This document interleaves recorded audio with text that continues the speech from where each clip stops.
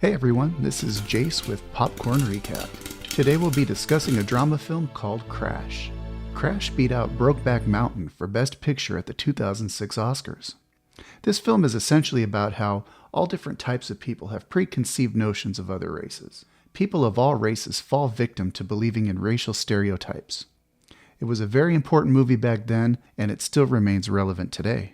An African-American man, Graham Waters, and his assistant Rhea experience a car crash. When Rhea comes out of the car, an Asian woman blames her for the car accident because she thinks Mexicans don't know how to drive, and she braked too fast. Rhea mocks her pronunciation of brake, and then makes fun of the Asian woman's height. The Asian woman says she will call immigration, and Rhea tells the officer to write in his report how shocked she is to be hit by an Asian driver. Waters exits the car and sees a crime scene, and when he walks around to examine, his officers tell him that a kid was found dead. We see a shoe and Waters looking pensive. In the next scene, we see events that happened the day prior to the car crash. An Iranian man, Farhad, and his daughter go into a store to buy a gun. Farhad isn't sure what type of gun. The storekeeper calls him Osama, and the two start arguing. The storekeeper keeps throwing racist remarks, and eventually Farhad is escorted out by security. His daughter Dory manages to calm the situation and complete her gun transaction. She chooses bullets in a red box. The storekeeper asks if she knows what they are. Dory is upset with the storekeeper's question and then grabs her items and leaves. Two black men, Peter and Anthony, come out of a restaurant, and Anthony starts whining about being mistreated at the restaurant. He says it's because he's black, so everyone treats him differently, but Peter thinks he's just exaggerating. Peter even points out that the waitress was black. Anthony rebuts, "Black women don't think in stereotypes?" He points out the stereotype of black people not leaving tips, so they don't get the same service as their white counterparts. Peter then asks how much of a tip he left, and Anthony says he didn't leave any for the shit service. As they walk, they see a white couple, District Attorney Rick and his wife Jean. As soon as Jean looks at them, she grabs onto Rick's arm. Anthony gets offended when she sees this. He makes a comment about how well lit the place is and how this woman gets scared when she sees black men who are well dressed. If Jean held onto Rick's arm for racial reasons, she was right to be cautious since Peter and Anthony pull their guns and snatch their car at gunpoint. They drive away. Peter places a St. Christopher mini statue on the dashboard. Detective Waters and Rhea are investigating the death of a black man. An officer explains the situation to Waters and tells him that a white police officer, Conklin, shot the black man. She further explains that Conklin claimed to fire in self-defense. Waters asks the officer to find a witness. When they search through the car of the victim, they discover that the man who was murdered was an African-American detective named Lewis. Waters makes a comment saying Officer Conklin shot the wrong N-word. A man fixes the locks at Rick and Jean's house. Jean is upset and tells Rick she wants the locks changed again. Their maid Maria interrupts and asks if she can go home. Jean is visibly more upset now and tells Rick she wants the locks changed and would appreciate it if they didn't send a gang member. She assumes the locksmith will sell the keys to his gangbanger friends. Her traumatic experience with the two black men causes her to go even more on a rampage about how when a white woman is cautious around two black men, she's considered a racist.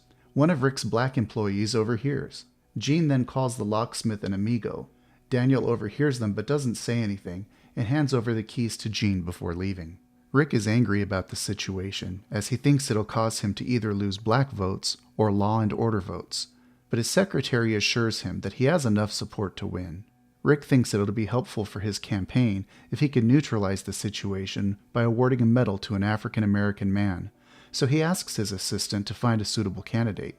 Rick suggests a firefighter he met earlier, but Rick's assistant tells him the firefighter is just a dark-skinned Iraqi, and his name is Saddam. A mysterious Korean man asks another man, "How soon can I have them?" Ryan calls insurance and speaks to the HMO worker about his father's insurance. The worker is a black woman. Upon hearing her name, Shaniqua Johnson, he makes a racist comment about her and she disconnects the phone. We see the old man in a white van again. Two police officers, Tom Hansen and Ryan, listen to their radio about the two black males earlier who stole a black SUV at gunpoint. They follow a similar black SUV, and Hansen tells Ryan that it's not the correct vehicle. A woman is seen pulling her head up, possibly performing a sexual act. Ryan decides to pull over the SUV, even though it's not a stolen vehicle. He asks the man Cameron, who's an African-American TV director, to step out of the vehicle. His wife, Christine, who is a little drunk, is upset that this is happening. Then Officer Ryan asks them to put their hands above their head. The couple is confused. Ryan then pushes Cameron up against the car. Christine refuses, but then Officer Ryan forces Christine against the car and begins to molest her. Cameron and Officer Hansen watch while Christine is visibly upset, then gets fingered by the officer. Cameron apologizes to the officer, and Christine looks at him in disgust for not protecting her. Cameron and his wife leave with just a warning. Farhad's wife is having trouble closing the door at their store. Dory helps her dad load the gun they bought at the gun shop. Christine wants to report the police who molested her, and Cameron tells her that no one's going to believe her. Christine is upset Cameron didn't stand up for her. She thinks Cameron didn't do anything because he's afraid it would tarnish his reputation among his colleagues if the police arrested him. When the locksmith, Daniel, arrives home, he finds his daughter Laura hiding under the bed. She tells him that she heard a loud gun bang. He calms her down by telling her that a fairy gave him an invisible cloak when he was young. Supposedly, the invisible cloak is impenetrable. He places the invisible cloak around her to protect her. The story made his daughter a lot more calm, and she's tucked into bed. Peter and Anthony argue over music. Anthony criticizes hip-hop music for using the N-word. Then Peter says country music is more racist. All of a sudden, they hit the mysterious Korean man we saw earlier with the car. They call the Korean man a Chinaman. They leave him outside a hospital. Tom Hansen goes to his supervisor and reports Ryan's behavior. He tells him he wants a new partner, but the supervisor, who's a black man, doesn't like the idea. The supervisor tells Tom that Ryan has been under him for many years, and if people were to find out that Ryan is a racist, it could cause him to lose his supervisor's job. The black man tells him to make up a reason for switching partners. He suggests uncontrollable flatulence. Daniel goes to Farhad's store and fixes the lock, but tells him he needs to fix the door. Farhad thinks Daniel is trying to scam him into buying a new door. Daniel gets offended and leaves the store in anger. Peter and Anthony take the car to a car wash and ask them to wash it to remove the bloodstains. But the man refuses and instead instructs them to burn the car. Waters receives a call from his mother while he has sex with Rhea. His mother asks him to find his brother. Waters says he can't right now because he's having sex with a white woman, which Rhea is clearly not. Rhea is upset that she was called a white woman and Mexican. She explains that her dad is from Puerto Rico and her mom is from El Salvador. Waters makes a racist remark asking who taught all these people to park on their lawns. Ryan sees his father suffering again, so the next day he decides to go into the insurance office. When he goes there, he meets Shaniqua and apologizes for his behavior last night over the phone. He's frustrated with Shaniqua since she cannot get the help his father needs, so he goes on a racist rampage about how a more qualified white man should have gotten her job. She calls security to take him away. Ryan makes a final plea, but also makes racist remarks. Cameron is told by a white co-worker that the actor Jamal sounds too white in the scene they just did. Cameron willingly complies and tells everyone they should redo the scene. His behavior mirrors how he acted during the police stop. Christine visits Cameron at work and apologizes for her behavior. Cameron refuses to talk about her assault and walks away. Farhad walks into his store. Someone robbed it and vandalized his door. It says Raghead. He gets on the phone with the insurance company and they refuse to cover it because of his negligence. They tell him he should have replaced the door as recommended by the locksmith. He gets upset over his loss. His wife is upset because of the vandalized door. She says, when did Persian become Arab? Dory is worried they may have also taken the gun, but it's still there. Detective Waters visits his mother, who again asks about his missing brother. He calms her down and promises to find him. Ryan and his new partner see a car accident. When Ryan goes to examine the overturned car, he finds Christine stuck in it. She starts yelling at him as he offers his help, as she was still traumatized from his sexual assault. He manages to calm her down and pulls her out of the car just before it explodes. Christine cannot believe he helped her, so she looks back at him in disbelief as paramedics walk her away. Waters meets Detective Flanagan, who tells him that Conklin has killed 2 black men and Lewis is the third. Waters tells him that he found $30,000 in Lewis's car, so Lewis may not be the innocent black man that they assumed. Flanagan talks to Waters in private and asks for his help to prove Conklin guilty. When Waters hesitates, Flanagan pulls his brother's file and bribes him to frame Conklin in exchange for erasing his brother's file. Flanagan also offers him the position of chief investigator to the district attorney. Waters reluctantly agrees to label Conklin as a racist white cop who shot an innocent black man, even though Lewis is likely guilty of crimes. Anthony and Peter try to snatch Cameron's car.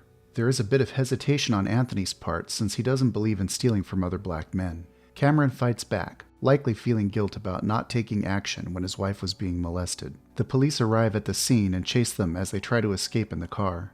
Cameron comes out of the car pissed off at the officers. Tom, who recognizes Cameron from the previous night, asks the other officers for a favor and lets him go with a warning.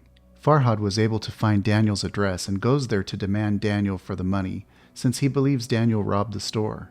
When Farhad points the gun at Daniel, his daughter Laura runs out of the house, thinking she can save her father since she has an impenetrable cloak.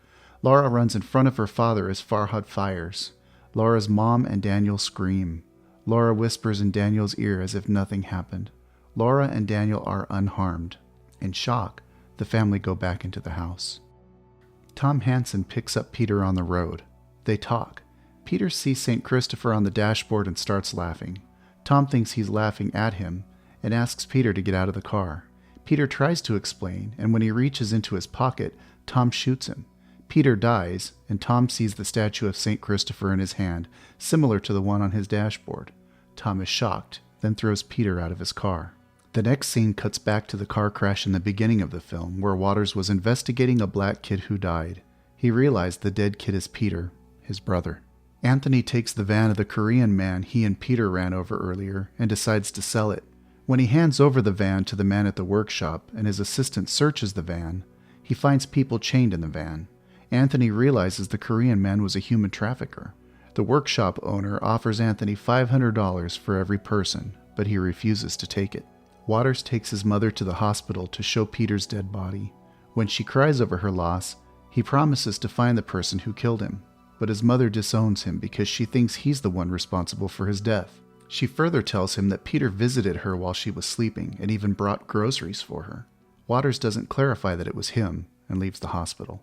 Dory comes back to the store where Farhad tells her how he shot Daniel's daughter but nothing happened. Farhad thinks she's an angel who came to protect Daniel and Farhad's family. Dory is seen putting the gun away, and we see that the bullets were blanks all along. Jean falls down the stairs while talking to her friend Carol. She asks her to come to help, but Carol refuses by saying she's busy getting a massage. Jean's maid Maria comes to the rescue and takes her to the emergency room. Jean is moved by her kind gesture and hugs her, saying she's her best friend. In contrast, at the beginning, we saw her throwing racist remarks about Mexicans. Tom burns his car to get rid of the evidence. Cameron receives a call from his wife Christine and expresses his love for her. Waters again goes to the place where he found Peter's dead body and finds St. Christopher's statue there. Anthony takes all the immigrants to Chinatown and frees them. As Anthony leaves, there is another car crash between an Asian man and Shaniqua. Both start fighting and throwing racial comments. By the end of the film, we see many characters receiving redemption arcs and others who become victims of their own racist thoughts.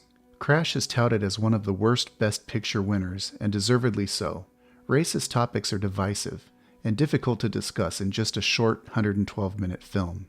Heck, Crash does nothing to resolve any racial issues. Hopefully it gives viewers a bit more empathy and compassion when interacting with others who are different than them.